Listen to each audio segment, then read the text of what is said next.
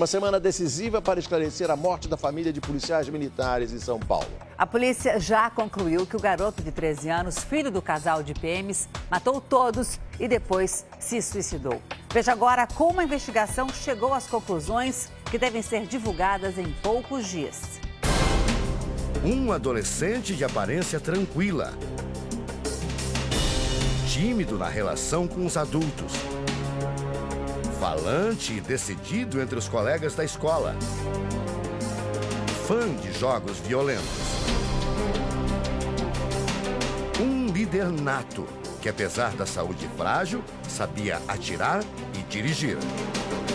É esse o perfil do assassino de apenas 13 anos que a polícia já traçou e deve apresentar nos próximos dias. O Domingo Espetacular refez o trajeto de Marcelo Pesseguini nas últimas horas de vida. Um roteiro registrado em vídeo que, junto com os depoimentos e os laudos científicos, deve comprovar. Marcelinho matou a família, foi à escola e depois se suicidou.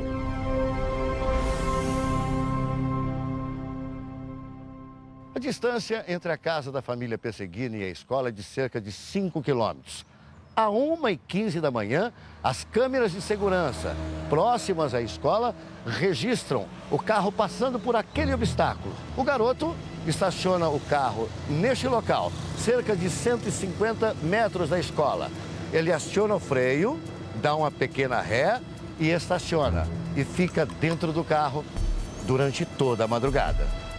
Arles Gonçalves Júnior é presidente da Comissão de Segurança Pública da OAB e acompanhou a maioria dos depoimentos do caso. Segundo ele, a polícia já comprovou.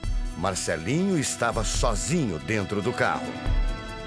O pirueiro, que durante 7 anos o buscava, quando chegou na escola, viu o Marcelinho lá. E ele tinha acabado de chegar.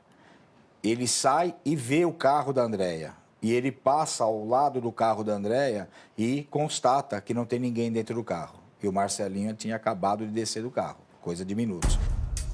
Às 6h23 da manhã, Marcelo sai do carro, trava a porta, atravessa esta rua, que é a rua da escola, vem para a calçada, tudo com muita tranquilidade. Aparentemente, ele estava bem calmo naquele momento. Caminha e dá para ver pelas câmeras de segurança que ele leva a mochila nas costas. Ele segue e vai até a escola, que fica logo abaixo. Ele teria confirmado aos amigos o assassinato, o crime? Na manhã da segunda-feira, ele conversa com um amigo ao chegar na escola.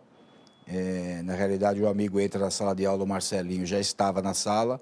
E ele conversa com esse amigo e confessa ao amigo que havia matado os pais. Uma confissão difícil de acreditar. Encarada pelo amigo como fantasia. Ele, no momento, não acreditou.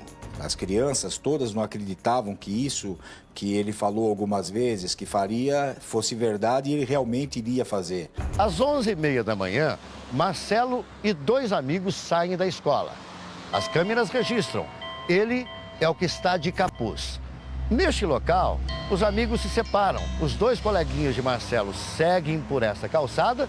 Ele atravessa a rua e volta para dentro do carro. Segundo a investigação, Marcelo chegou a oferecer carona para os amigos.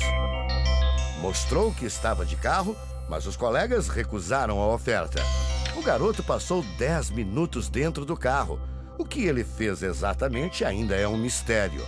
Mas a polícia acredita que Marcelinho teve dificuldade para tirar o carro da vaga. 10 minutos depois, Marcelinho sai do carro e volta para o colégio. Ele caminha pela calçada e leva a mochila novamente.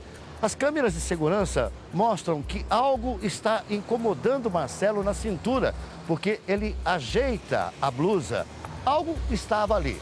E isso acontece mais do que uma vez. Seria uma arma? A imagem divide as opiniões.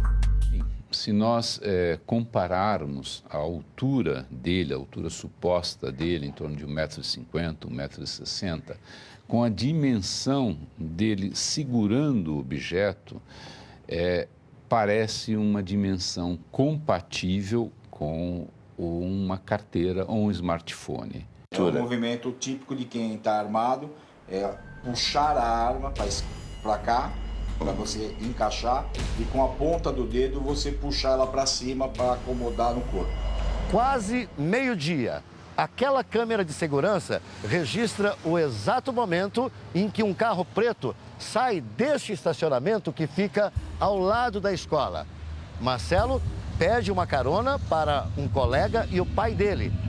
Ele desce do carro preto, entra no carro da mãe, pega alguma coisa, volta para o carro preto e todos seguem para o endereço da família Pesseguini. A polícia acredita que nessa hora Marcelinho pegou o controle remoto do portão de casa que estaria dentro do carro. Essa é a última imagem dele com vida. Horas depois, o cenário do crime seria revelado.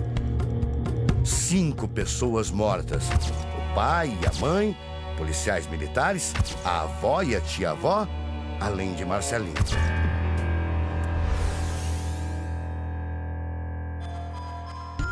Os peritos da Polícia Civil trabalham em vários laudos para demonstrar de forma científica o que aconteceu dentro da casa. Alguns já estão concluídos. Os principais são laudo de balística, para determinar a arma e a trajetória dos tiros.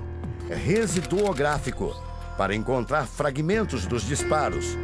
Concentração de potássio, para determinar a hora das mortes. E exames toxicológicos, para descobrir se as vítimas foram dopadas. Os peritos fizeram testes com as armas e confirmaram que os vizinhos ouviram os disparos na noite do crime. Quem teria sido morto primeiro? O pai teria sido morto primeiro e quantos segundos depois a mãe? A mãe foi praticamente 6 segundos depois. São 2 tiros sequenciais. Um detalhe intrigante. As paredes do quarto da avó e da tia-avó teriam sido lavadas para esconder as manchas de sangue.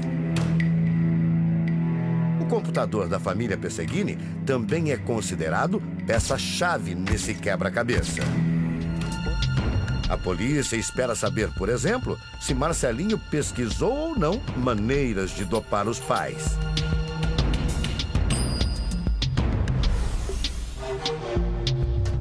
Segundo familiares, ele sempre foi um menino amável, carinhoso.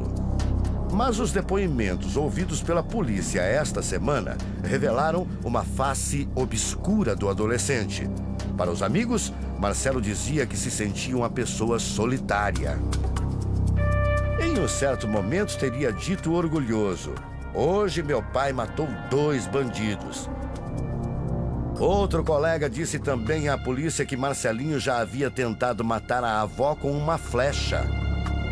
Há alguns meses atrás, ele atira uma flecha na avó. A impressão que se tem é que foi uma brincadeira e ele ficou de castigo. No dia do crime, o mesmo colega notou que Marcelo chegou cabisbaixo. Esse colega perguntou sobre a avó em tom de brincadeira.